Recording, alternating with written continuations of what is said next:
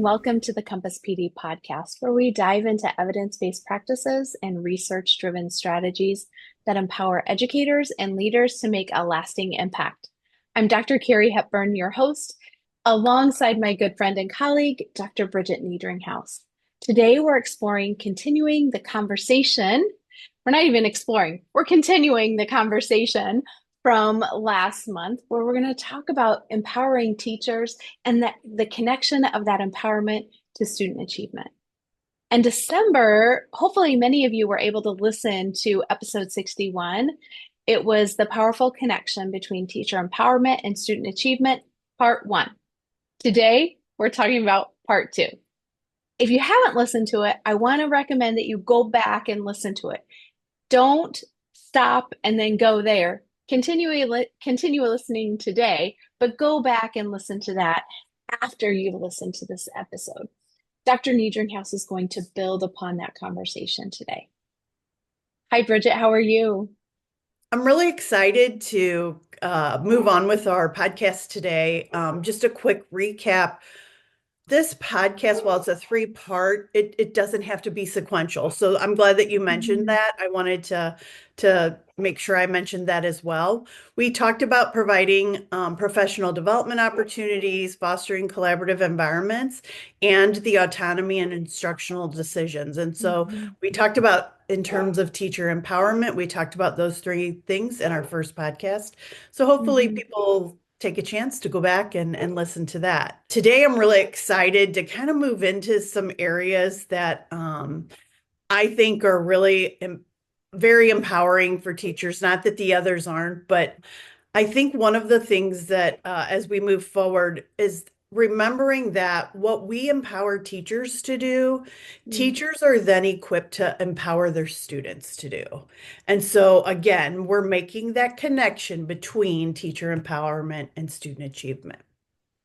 So the first thing I'd like to talk about today is promoting the growth mindset. And I think as educators, we've heard a lot about growth mindset versus fixed mindset. As we look on how do we go about focusing on our teachers and empowering them in a promoting a growth mindset, the first thing we talk about is encouraging risk taking.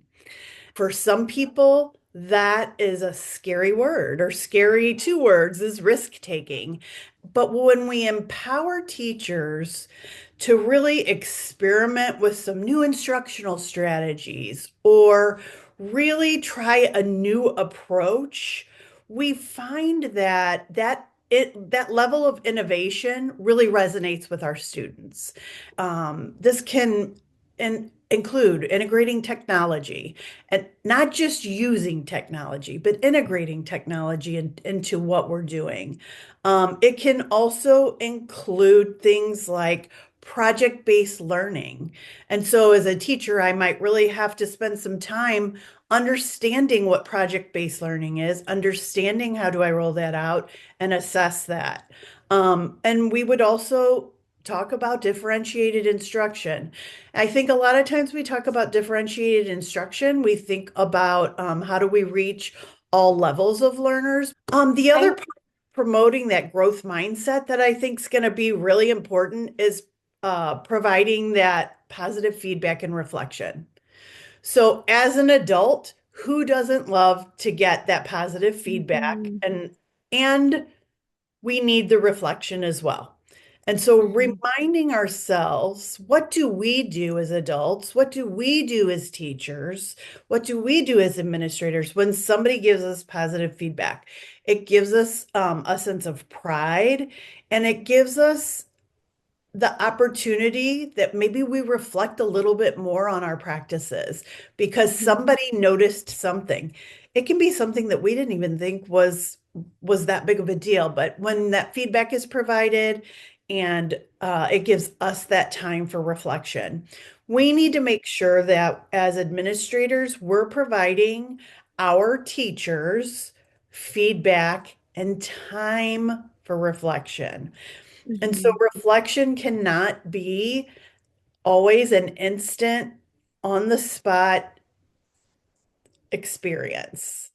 Right. Sometimes reflection takes the opportunity to step away and really Hmm. think about what you just heard. Hmm. Thinking now about how teachers are going to then make that connection for their students, right? So we Yes. empower our teachers to make that connection for their students. Hmm. Um, if we are giving our teachers time to give positive feedback and reflection, it needs to be authentic. One of the things I did as a principal, that honestly was not my idea, but I tweaked it a little bit, is I used to leave these love notes on the Hmm. students' work in the hallways. I wouldn't be able to do everybody's, of course, but I would try to go to the bulletin boards and read some things and provide some feedback. It started off as, I love this, great job, great work. And then I remembered that when I give feedback, not only do I need to be positive about the feedback I'm giving them, but I want it to be a growth opportunity. So Hmm. we want to give teachers a growth opportunity when we provide them feedback, which translates into maybe some more effective teaching methods, and help to boost that student achievement. As a principal, I needed to learn to give more specific feedback to students. And so I might have asked the teachers, what was the point of this assignment or lesson, and then provide my feedback accordingly. And so if it was, we are working on staying on topic in our writing, then Hmm. I would find examples of writing that did a good job of staying on topic, and I could write feedback specific to that, staying on topic, and Hmm. students then knew what they did well. And we can be the same way with our teachers. Hmm. Whether it's through walkthroughs or evaluations or just conversations, be specific about what you're giving them feedback on and what you want Hmm. them to reflect on. Yes, no, I love that. As you were chatting about that, I was thinking, first of all, I was able to experience the love notes when I was a teacher in your building, and the students loved them. They really valued seeing a love note. They were the post-it little hearts. So we've been using post-its for a long time, those of us here at Compass PD, for a lot of different reasons. And I think that the giving teachers that feedback that's positive and then it's aligned with what they're doing at the time and giving them that reflection time. Reflection time is often the thing that we skip because of time. And you have to be really thoughtful and intentional to ensure that you're giving teachers that time and that then they give students that time of reflection because that's how we grow. That's how Right. we improve. I thank you for sharing that. Those are all really great tips. I was thinking as you were chatting about the risk taking and some of your examples, one of the examples I can speak to recently that was a big risk taking for secondary teachers that I've been working with is for them to stop scaffolding so heavily and having students do the work independently. And that's very scary for them. So, a lot of times in secondary classrooms, I'll see teachers lecturing a lot of the time and then going step by step through exactly what they want a student to do instead of releasing some of those reins and seeing what students can actually do, because that feels very scary to them. So I spend a lot of time encouraging them taking a risk and letting students try it, and then them using just what you were talking about, that feedback, that positive feedback and reflection time in helping students be able to make growth. So thanks for sharing that. What else Sure. do you have for us about empowering our teachers? This one's very important to me, and I think it's very important to us, to everyone in every industry, and it's that supporting teacher well-being. And we talk about well-being a lot, and the first thing I'd like to talk about is that work-life balance.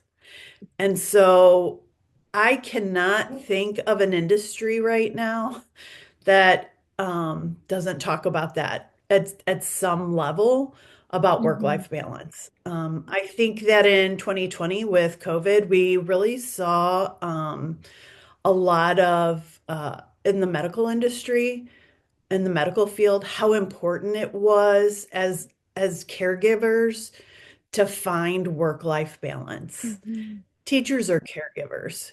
Hmm. Teachers have students that they are caregivers for day in and day out.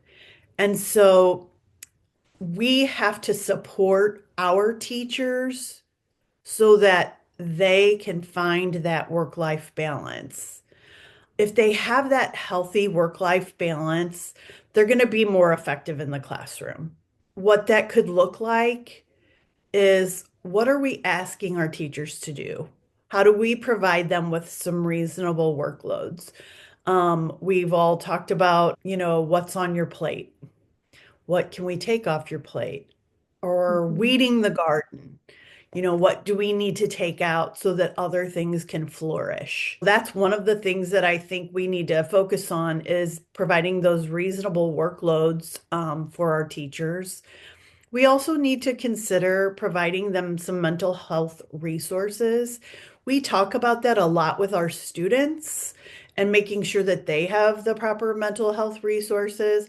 But let's take that a step back and talk about the teachers and how do we provide them mental health resources so that they are actually part of the mental health resource team for the students. What does that look like? I've been in some schools that have specific, like a timeout or a break room or, a lounge area for teachers that's not your typical teacher's lounge, go and eat Yes. and gossip. It is meant for some time, some downtime, some reflection, things like that. I have seen where teachers have the ability to sign up to talk to counselors, whether in their building or sometimes districts or employers will provide through their employee assistance programs. They'll provide those kinds of opportunities Hmm. to meet with counselors and things like that as part of their salary package. Also, the other thing we want to consider is, how do we create that supportive school environment for everyone that enables teachers to be their best when working with students. And Hmm. so we want our students to be their best. They cannot be their best if their teachers aren't at their best. Hmm. Very difficult. They're constantly looking to teachers for that model. And if Yes. teachers are constantly feeling stressed out and unbalanced, and then that's what students are seeing and that's what's being modeled for them. So we really want to talk about, finding work-life balance. And as an administrator, there are some things you can do within your building, like I talked about. There are also things that you can remind teachers of that are provided to them throughout the district. And that leads me right into the next point, which would be emotional support. Knowing that when we empower teachers to have that culture of respect and trust, they feel valued and supported by showing them that we respect their time, that work-life balance, that we trust that they're making good decisions. We know that it has a direct impact on student achievement because our teachers are going to become more motivated and more energized, and they're going to want to bring their best self every day. And they'll have Hmm. some strategies or their own toolkit to help them bring their best self to work every day. The next point I'd like to talk about is, how do we incorporate student voice and choice? What we really need to step back and say is, how do we incorporate teacher voice and choice? And Hmm. so when we empower teachers to have the ability to design lessons that give students voice and choice, or when we give our teachers voice and choice in some of the things that they do, we are really making that connection to student achievement because we're also, by empowering teachers, they're going to want to empower their students.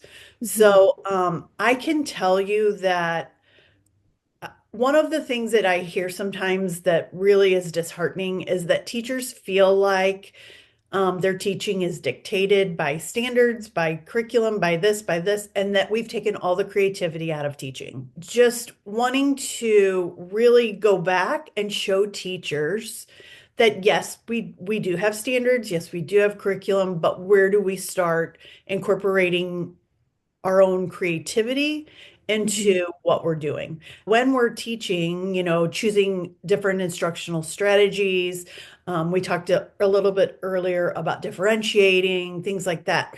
We do have a great opportunity for teacher voice and choice and getting back to their creativity, which then empowers students as you're modeling that to have that voice and choice. And so when Mhm. students have a say in what they're learning and how they learn it, they're going to be more engaged and motivated. Um, and so when you also allow teachers to tap into students' interests and strengths, right? And so we Mhm. talk about that all the time, how important it is that we know our students as individuals and that we know what their interests are and what their strengths are. And when we really look at how we tailor instruction based on that, we are going to lead to better academic outcomes because the students are going to be more motivated and engaged in the lessons Mhm. themselves. Just looking at that student-centered learning is going to be so important. And then the final that I want to talk about is they call it student agency or student voice and teachers giving students control. Mhm. It isn't that difficult. Looking at how they can have some control over their learning paths by Mhm. offering opportunities for self-directed projects. Personalized learning plans would be one area. Yeah. Um, Making your assessments flexible. Does it have to be a paper pencil? Does it have Mhm. to be, like, how do Mhm. you assess that you can see that students are understanding? And that also boosts that intrinsic motivation for our students. And Yes. they can take ownership of their learning. When we look at how students kind of take over and have control, then the teacher can take that other role where the students have to walk them through what to do, what they're doing, how they're meeting whatever standards or goals are set for that assignment. It's the students then teaching the teacher what they're going to be doing and how they're going to be doing it and how they are meeting then the criteria for the assignment. Which is oftentimes a deeper level of learning than when we do all of the instruction and everyone's getting the same thing. Kids, like you mentioned, will bring in that intrinsic value and they'll get excited about it, and you'll see a much more thoughtful approach to the work that they're doing. And they appreciate being valued the same that we appreciate being valued as the educator. So thank you for sharing that. You're welcome. One of the things I wanted to share when I was teaching sixth grade, we were doing some biographical kinds of things and timelines and things. I had a student ask me if instead of doing one individual, if they could do like a family tree. I was really hesitant. And then I thought about it and I thought, well, they're kind of doing the same research, but it's so much more personalized. I hesitantly said yes, thinking, oh, I'm going to have a whole class full of students that want to do that. And that wasn't the case. It was this one student that really, really dug into an immigration story for their Mhm. family. And it was so meaningful to that student to have that understanding and then they actually we're able to take the criteria for this biographical and go further than any other student in the class. So those Okay, are the so three I have for you today. Those three would be the promoting a growth mindset and the support teacher well-being and incorporating student voice and choice. these are great tips, Bridget. Thank you so much for sharing them. Sure. I'm excited about how they built so nicely off of our last episode. And now I'm even more looking forward to what the third episode in this series is going to be all about. I know that you will continue to look at the powerful connection between teacher empowerment and student achievement. And in our part three of this podcast, you'll be exploring building strong relationships between teachers, students, and parents, which is so important, and then promoting high expectations and accountability, which can be scary for some, but it can be empowering as well. So, we want to say thank you to everyone for joining us on the Compass PD podcast. Remember, at Compass PD, we believe that every educator has the power to inspire change and transform student learning. Stay focused, stay inspired, and keep making a difference.